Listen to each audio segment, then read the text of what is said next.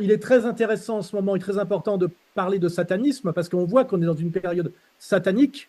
Mais après, une fois qu'on a employé ce mot, je dirais quelles sont les puissances agissantes qui ont les moyens de faire avancer Satan. Voilà. Et c'est ça la vraie question. Que ce sujet d'intérêt profond ne devienne pas un moyen de dévier les questions sérieuses. La manière de le traiter peut être aussi la manière de passer à côté du sérieux du sujet, vous voyez. Et c'est là où ça devient compliqué.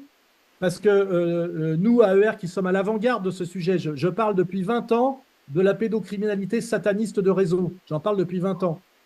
Mais à un moment donné, si on commence à dire, oui, voilà, c'est Satan qui descend sur Terre et on tombe dans un espèce de délire New Age, l'église de Satan, Alistair Crowley, Anton LaVey, Kenneth Anger, je connais très bien ces sujets-là. Ces gens-là n'ont pas beaucoup de pouvoir, hein. C'est beaucoup du folklore. Donc la question, c'est qui permet à ces gens-là de faire une propagande, hein, qui les aide. De même que, par exemple, sur le mouvement transsexuel, il y a un énorme mouvement politique transsexuel, mais je ne crois pas qu'il soit mené par des travestis. Je ne crois pas que les travestis, qui sont des dépressifs très peu nombreux, et qu'on croise surtout au Bois de Boulogne avec des talons cassés à 6 heures du matin le samedi matin, aient eu les moyens de monter une organisation politique qui peut défier l'Occident. Et c'est là où il faut être rester vigilant, parce qu'en ce moment, on est en train de valider pas mal de sujets sur lesquels nous, on travaille depuis des années.